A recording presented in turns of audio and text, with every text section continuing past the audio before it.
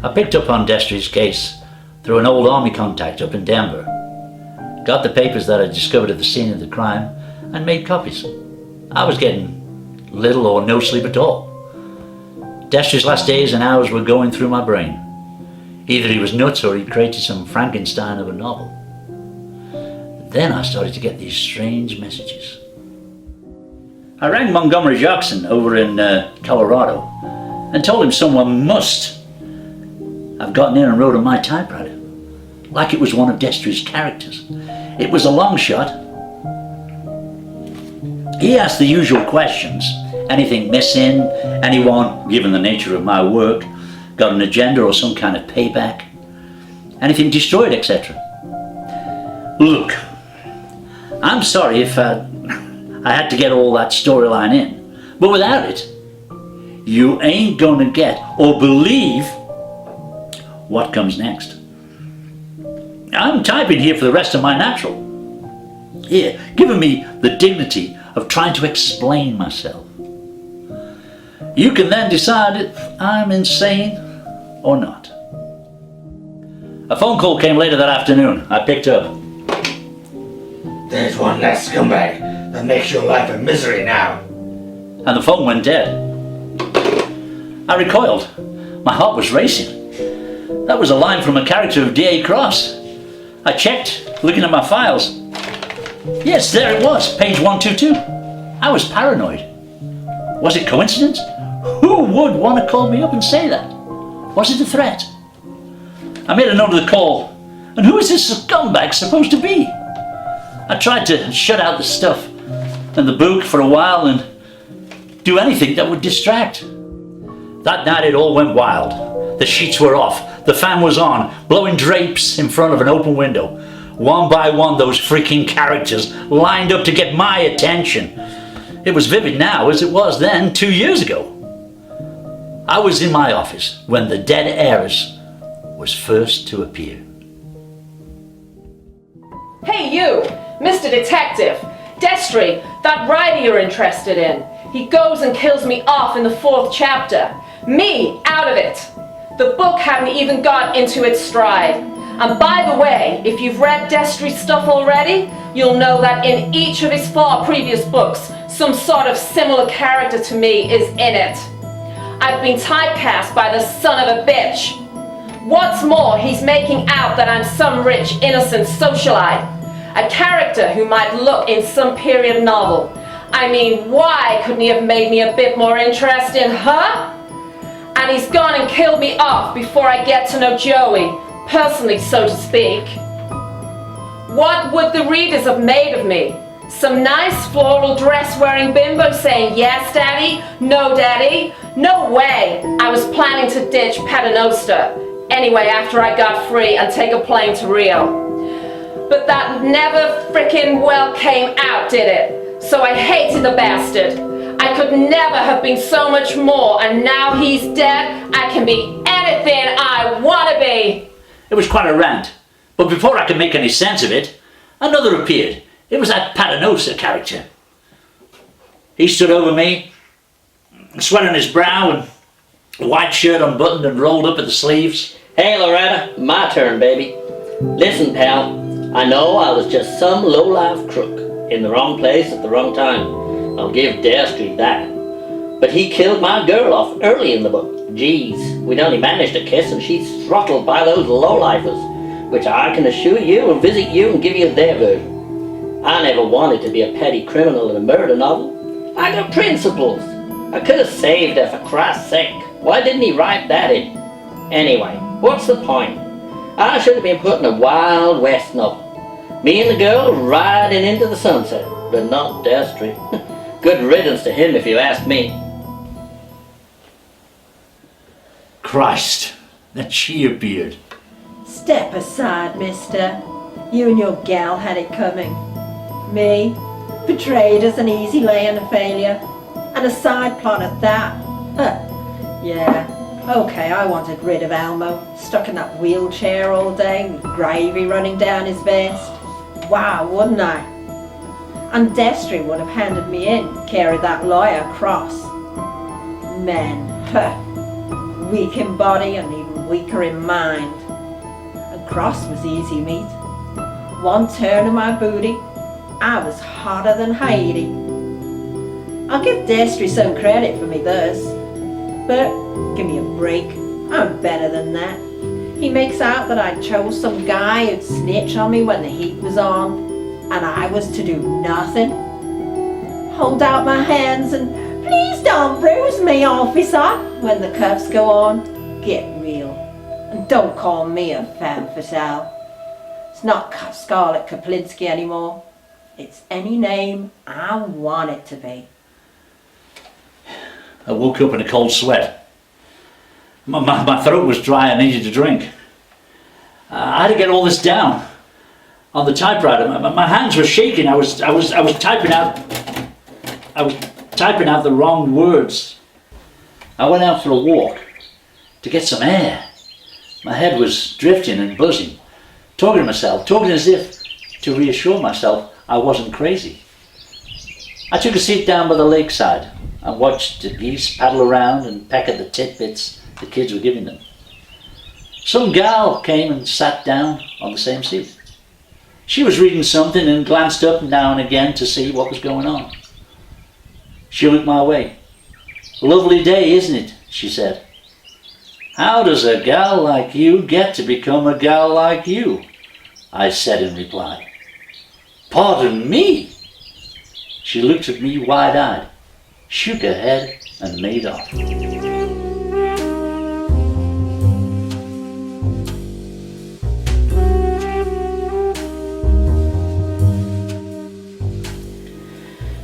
Listen, you punk, whoever you are. Destry is dead and I'm lingering in some void. Okay, I didn't like the way I was being portrayed. Some cop who might be good for a bribe. But he goes and sets D.A. Cross on me. I am not a corrupt police officer.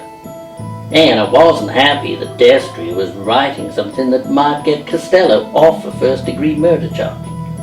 Neither did I like my name. Spud, you gotta be kidding. I know what Destry was up to, because in his other novels, crooked cops get bumped off. But I didn't kill him. And another. Sir, I was quite happy doing corporate law with the Rockefellers' business. To an extent. I mean, I didn't like the way he suggested I might be caught up in some third world exploitation of South Americans. Why he decided to write me out of that and into the DA's office, I don't begin to know. And why he got me mixed up in some seedy affair with a wild blonde, I'll never understand. Playing with my morals. I was close to Loretta and her family. I was trusted. Then she gets killed off. I was devastated. So, I grant you, Destry gives me a chance to try and find her killers. But he was definitely putting obstacles my way. I don't think he wanted those two crooks to get their comeuppance. And Doyle was definitely an obstacle. Hey, if you can pull any strings with any writer, maybe you can get me a part as a lawyer again, doing something more glamorous than putting Mean Street hoods and crooks away. And the third. It was a botched job. It was a botched book.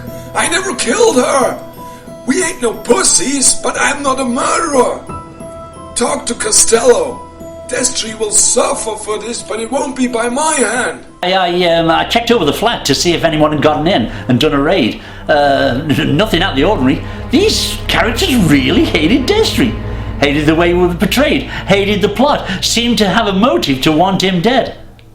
But why were they telling me this? What was I to them? See, I told you it was creepy, so how was I supposed to explain this to anyone? Not only am I hearing and seeing visions, I'm getting freaking correspondence from them now. I shouted loud, "You bastards! Which one of you sons or daughters of bitches killed Destry, and why are you getting at me? I'm just some private dick poking my nose where I shouldn't. Go take your spat to the cops. They're all freaking me out.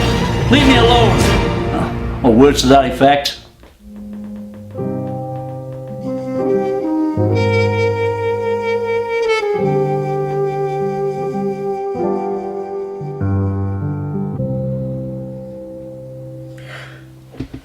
I must have dropped asleep in the chair.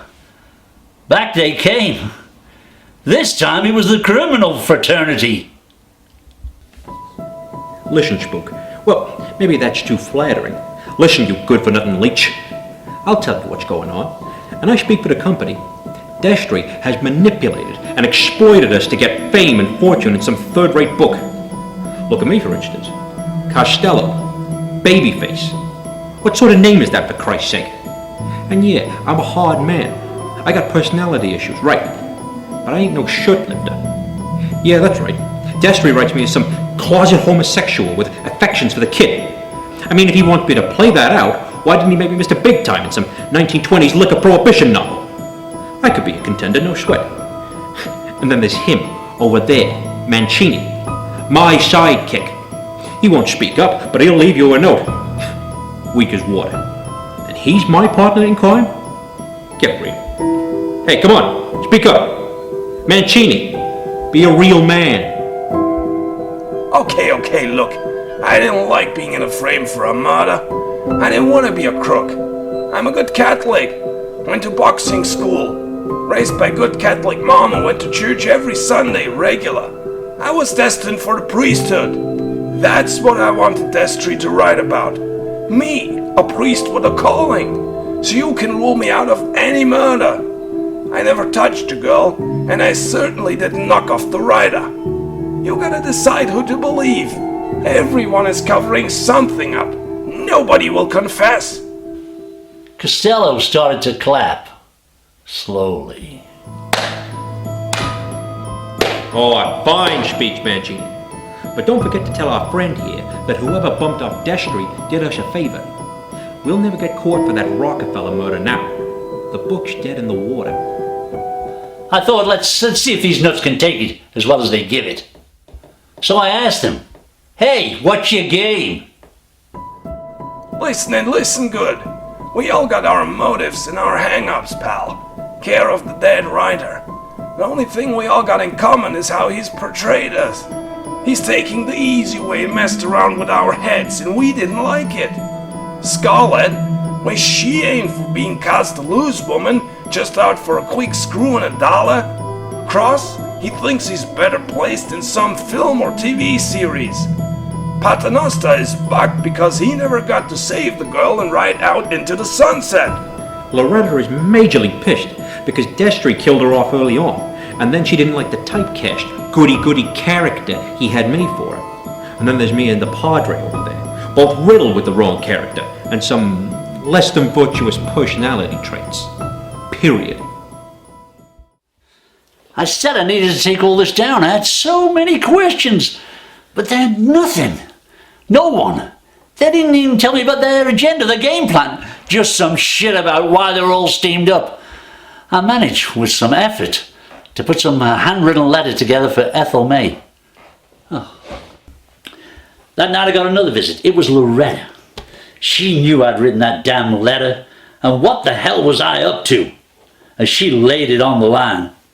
So, bit of a writer as well as a dick, huh? Look, I know I'm a suspect in all of this, but I need to get myself in someone else's novel. I'm an edgy sort of girl, and I need to be busy. Stuck out here in the ether is doing me no good at all. And while we're on the subject of suspects, who's to say you didn't kill him? Seems to me you've got some sort of infatuation with the guy. Tell you what, I'll keep quiet about it if you can set me up with some writer who knows how to pen a girl like me to a character. And don't trust any of the others. They'll squeal at the drop of a hat. I told you I was trouble. I was going to hit it hard. I wanted to know the motives, why I was caught up in all this. She said there were some powerful people trying to get to the bottom of Destry's murder. She said I ought to be careful, in case I found myself pushed in front of a Greyhound bus. I'm here to offer you advice. You need to be careful. You can't trust anyone. I asked her to spill the dirt on the others. She wasn't having any of it. She wasn't bothered about repercussions, she said. What was bugging everyone was the fact that we're all desperate to find a part in some other writer's manuscript. Look, Mr. Private Dick, we're all on the loose and it's screwing us about. We're supposed to be characters in someone's novel, and now everyone is out for themselves, prepared to do pretty much anything to get a part in the next bestseller. You've got all the information you need in those notes stuffed down the chair. Work with it. I said I needed to talk to each of them. How was I to work out this killer when all I was getting was some grievances? She said she'd set up a meeting if she could get them all together. For the next couple of days, nothing happened. I got a call from Ethel May, and she agreed to meet me, though she wasn't sure what it would achieve. So I prepared myself. I got some notes together on some of the things those characters said. When she arrived, I told her about the incident. Very interesting. May I spend a little time taking my own notes, Mr. Kiff? I agreed. She scribbled quite a lot, and she drew a few box diagrams. Oh, I thought you should know. Destry's book sales seems to have grown a bit. Guess it's all to do with the mystery of his death. There's a lot of amateur sleuths out there, Mr. Kiff. Many of them will have their own pet theory. But like you, actually. Here's a line you can have for free, Kiff. I choose a dame with a past and a hero with no future.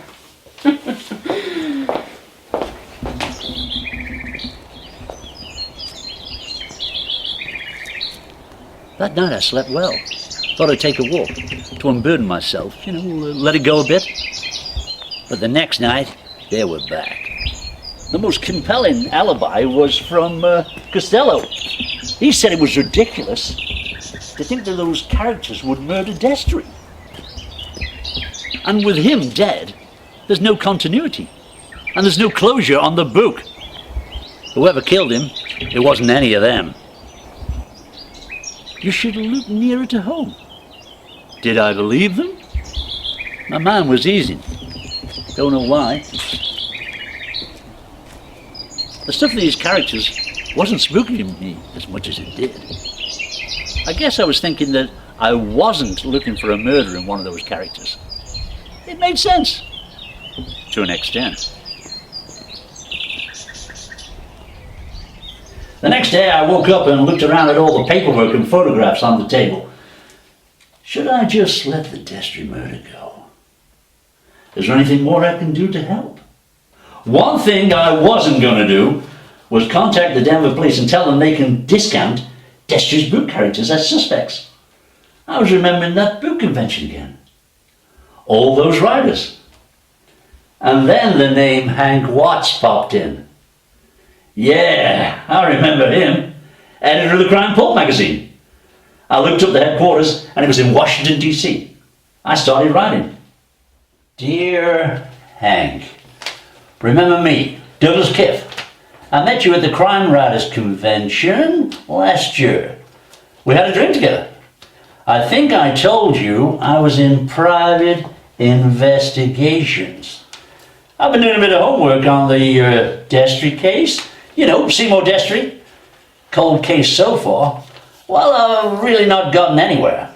Apart from speaking to Ethel May, I was wondering if you might like a short piece of crime fiction I'm working on. It's about a writer. His characters are out to get him for poor representation in the book he's writing. They threaten to sue him. So he tries to work out how to kill them off. But they get nasty. Something like that. I'm not giving you the spoiler here. I don't know what the T's and C's are, but if you're interested, let me know. Faithfully, Douglas Kiff. It was a bit different to what I had on the table, but I had an idea now. I had the ammo.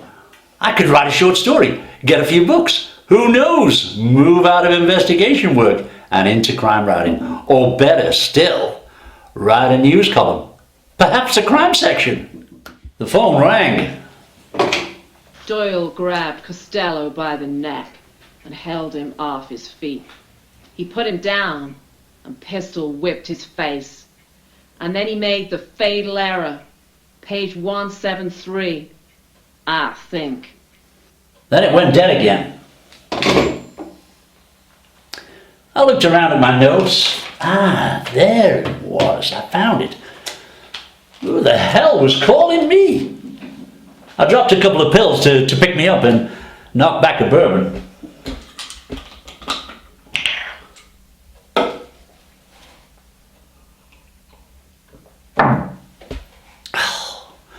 Whatever was going on with Destry, these characters weren't going away. I made some further notes and took a large glug of JB without the rocks and went to bed. Hank Watts sent me a letter by return of post. Said he liked my ideas and that the mag was an ideal place for a good crime story. He said he knew Ethel May and he'd phoned her to tell her she might be interested in putting something together, or possibly helping me in writing the story. I wasn't sure that was a smart move. The message I got, "You should look closer to home," had got me bugged. Maybe she knew something I didn't.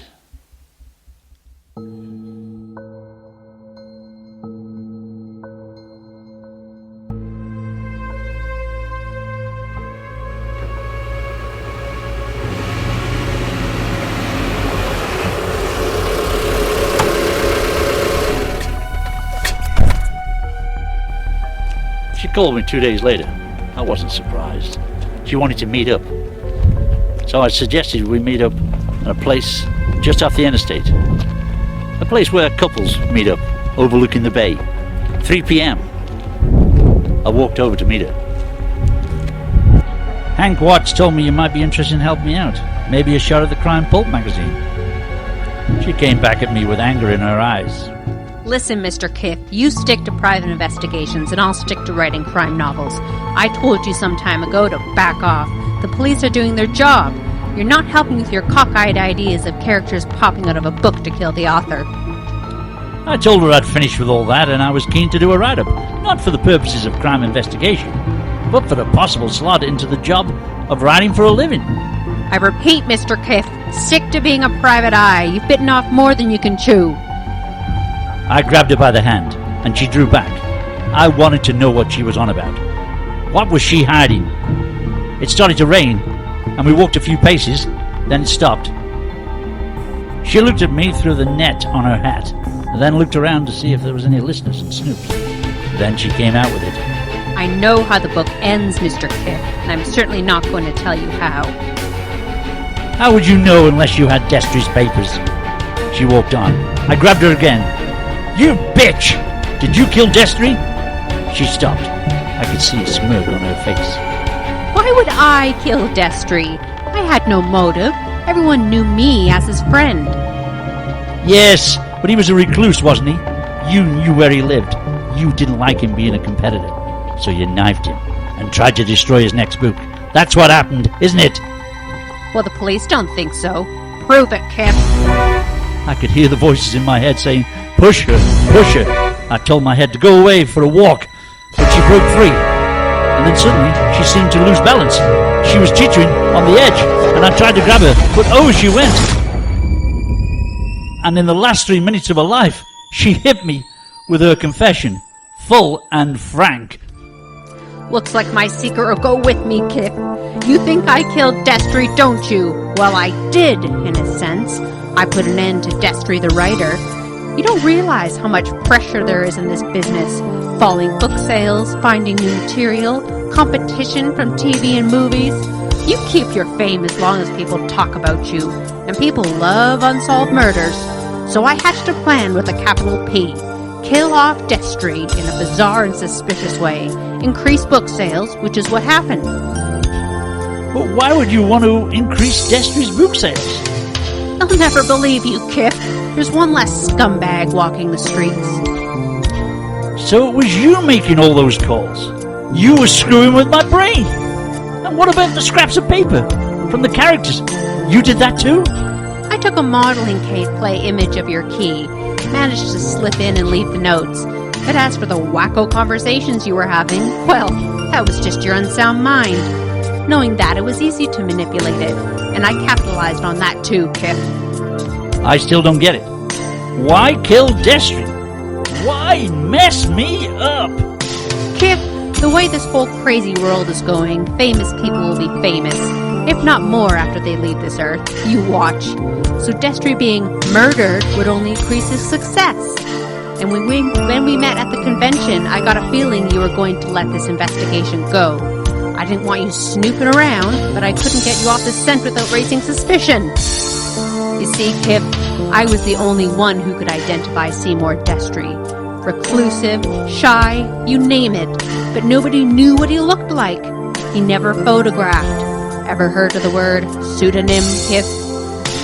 There never was a Destry, Kip. I made him up. All those books written by Destry, well, they're mine. And I paid a rent for his office. Only went there when it was quiet and nobody knew.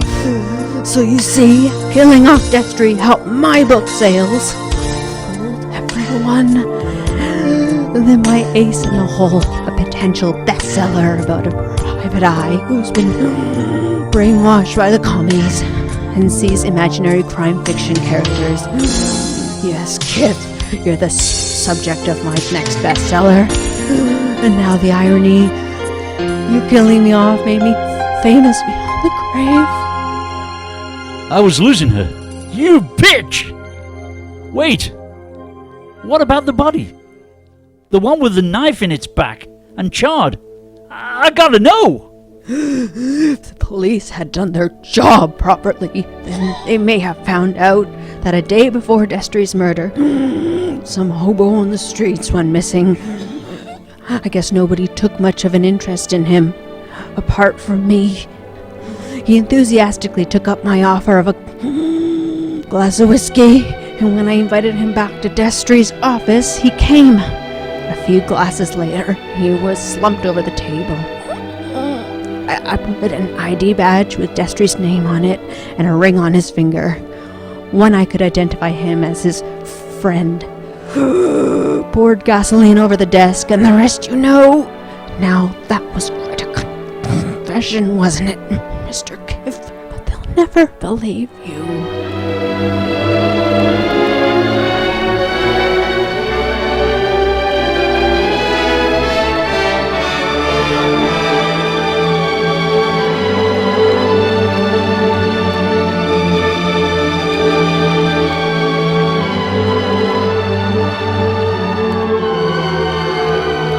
I crawled up the rock and shouted for help. Someone must have witnessed the fight between us. Because there was a guy who told me to stay put while the cops were called. The rain was splashing down, and it took about an hour before the flashing lights caught my eye and the cops and the ambulance took over. So you see, that's what happened. And when I told my brief that Ethel May had slipped and that I hadn't pushed her, he said the jury would never believe me. "You're all washed up," he told me. What with all the evidence in my apartment? Too incriminating. I said they wouldn't find a motive. He said they would. And then he came out with it big style. And he said the cops had found a manuscript in Ethel May's apartment. Her next big book. A book about a guy who served in Korea. Thought he knew too much, but got the wrong end of the stick when investigating a crime writer's murder. Thought the characters in the book were about to get him. He went nuts. My brief said they conclude that I was obsessed with finding Destry's killer, and she was hindering my investigation. And a motive with a capital M. If the prosecution could prove I knew about Ethel May's new book, I thought, what a manipulating bitch. She deserved to die. I asked him how he'd proceed. Plead not guilty by reason of insanity. Blame it on those commies. No trial, no conviction. But only if the trial judge would allow it. You'd escape the chair, he said. And I did. So this is what I'll submit to the board when we meet up. Tell them that those voices were a flashback to that whole career thing. That I'm over it now. I think I'll convince them. Maybe do another year in the sanatorium. At least here I can finish off my stab at writing. I had a few more visits in the night. D.A. Cross thinks I did the right thing, and he should know, for Christ's sakes. He's a Yale lawyer. And Costello and Mancini. Reckon she, Ethel May that is, had it coming. They have respect for me, told me I gotta get off the rap. Loretta and Scarlett popped in and said they'd see me on the other side and they'd be very grateful for a part in my forthcoming novel. Never heard from any of the others. Oh, here comes Ben with a trolley again. Hey, finished your book yet, doggy?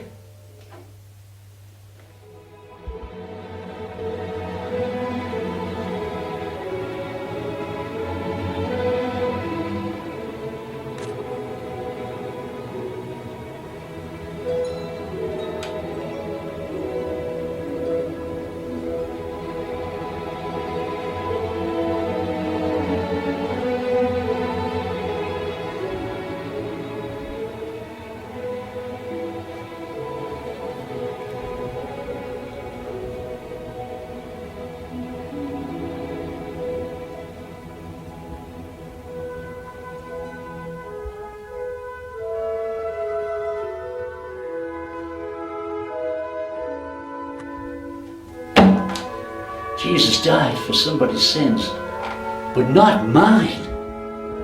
So they want me here for the long game. They didn't believe me, you bastards. They asked me if I wanted my tape recorder back. Stick your reel-to-reel, you fucks, I said. You're not eating into my head anymore. You see, that's what they're doing. They're going out of the way to drain my head of everything that's in it.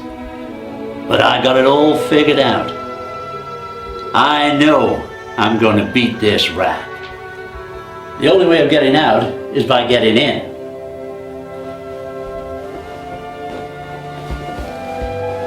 Into the detective comic.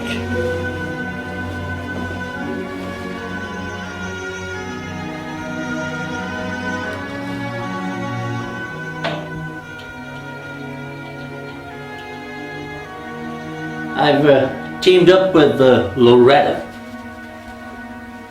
I've teamed up with Scarlett as well. Oh, and we're going to be taking Ethel May along too.